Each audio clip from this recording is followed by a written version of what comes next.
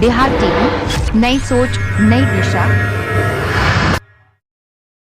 जय हिंद दोस्तों, मैं हूं आफिया परवीन और आप देख रहे हैं बिहार टीवी।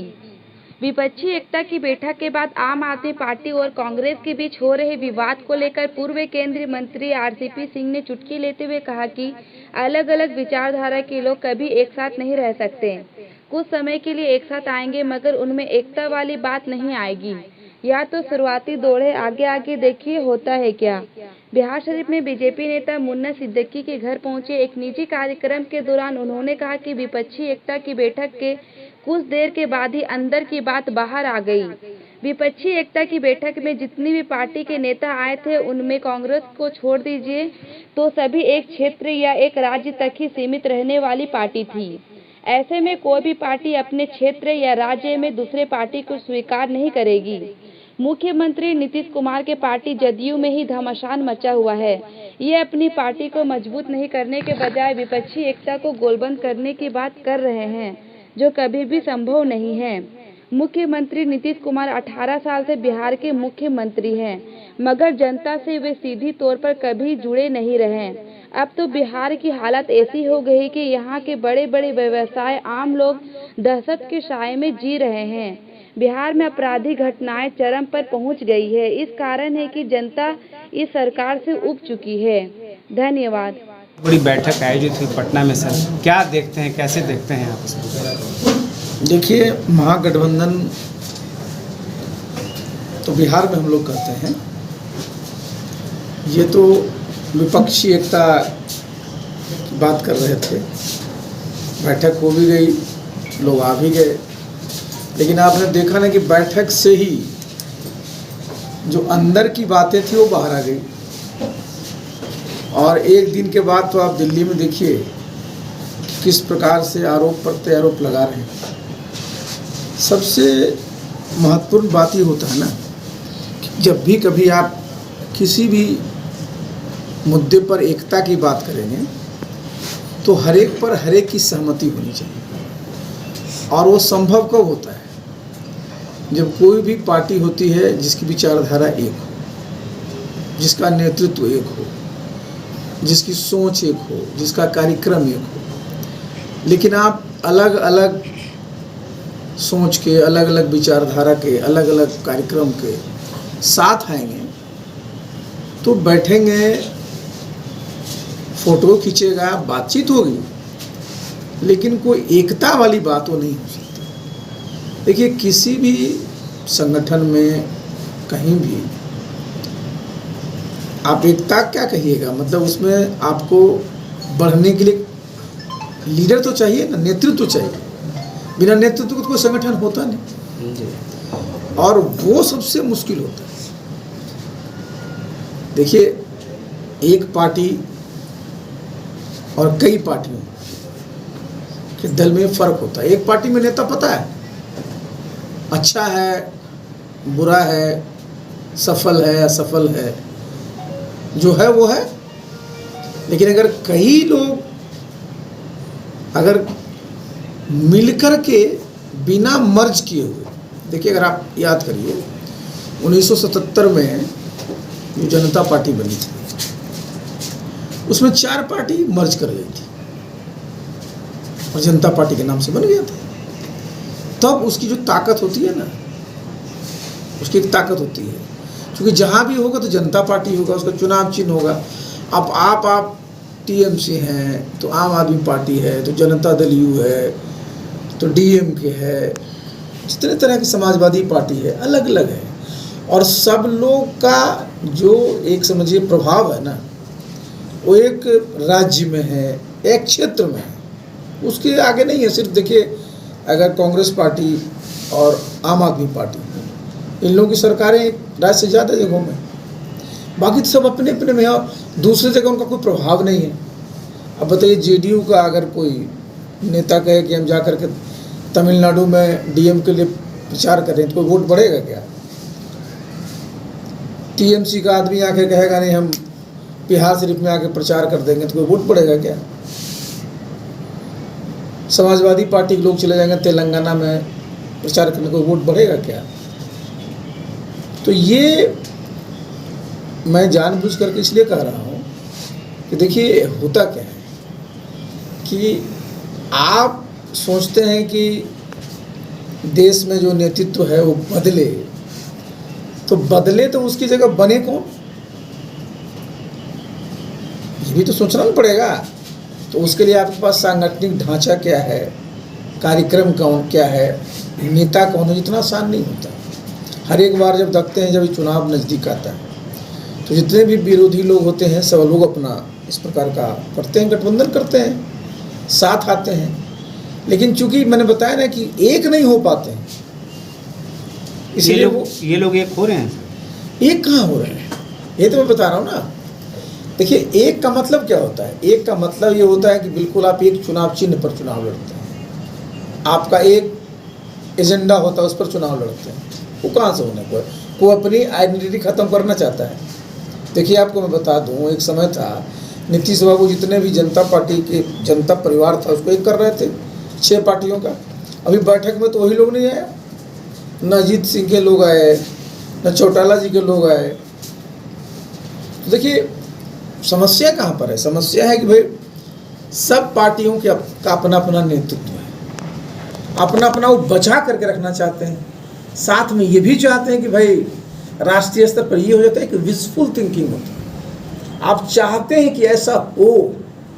तो ऐसा होने के लिए बहुत लोगों को बहुत तरह की कुर्बानी देनी होती है, और आज की तारीख में कोई कुर्बानी देना नहीं चाहता जी। सब चाहता है कि भाई हमारा मजबूत रहे, दूसरा कुर्बानी दे दे।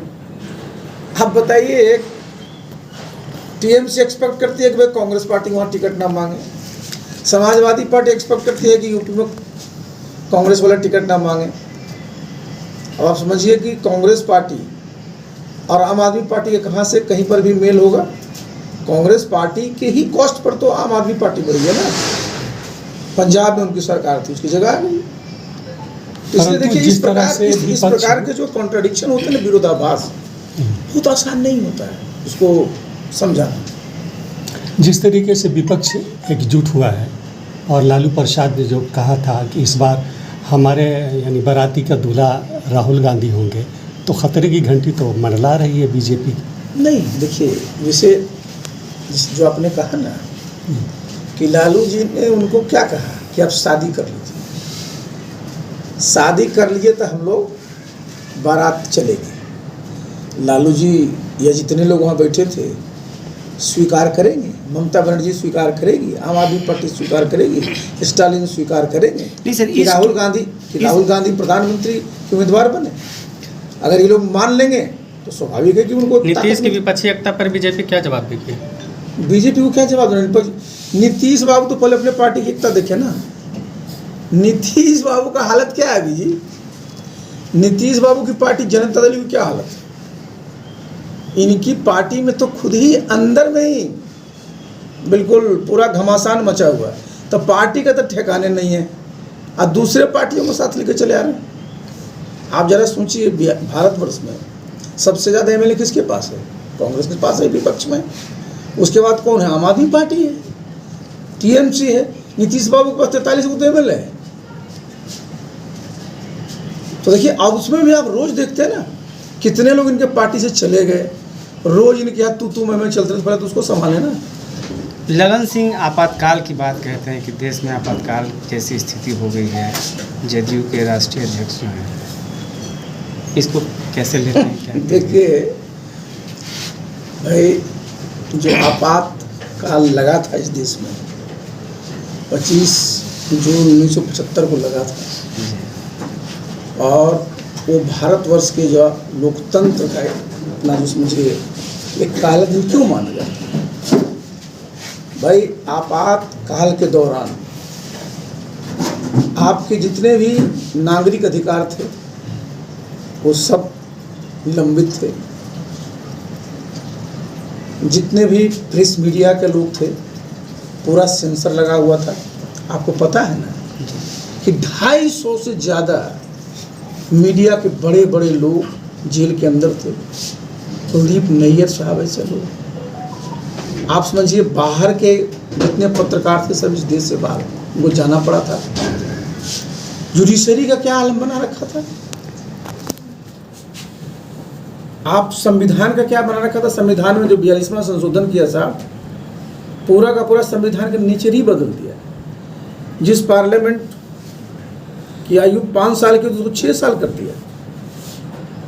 तो ये काला क्यों कहा जाता है? क्योंकि लोकतंत्र में सबसे बड़ी बात क्या होती है कि नागरिक के जो अधिकार हैं वो सुरक्षित हैं। और उस जमाने में क्या हुआ था कि अगर आपको पुलिस गिरफ्तार कर लेती है तो आप कोर्ट में अगर जाएंगे तो कोर्ट भी नहीं सुनेगा।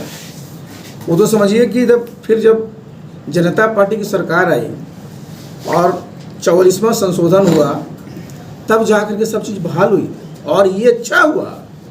देखिए, हर एक चीज़ का जो बुरा होता है ना, उसका कभी कोई फलाफल भी बाद में सबक सीख करके लोग अच्छा करते हैं। आज क्या है, आज आप किसी भी कंडीशन में जो फंडामेंटल राइट्स का आर्टिकल 20 और 21 है, right to life and liberty, उसको आप अगर खतरे में डालिएगा तो भारत के हर एक नागरिक को अधिकार है कि कोर्ट में जा सकता है। पहले नहीं था।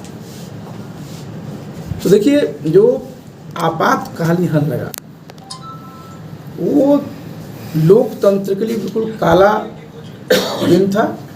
और एक बात जरूर है कि भारत का लोकतंत्र जीवंत है और यहाँ चाहे मीडिया, चाहे जुडिशरी या जनमत, सब जागरूक है।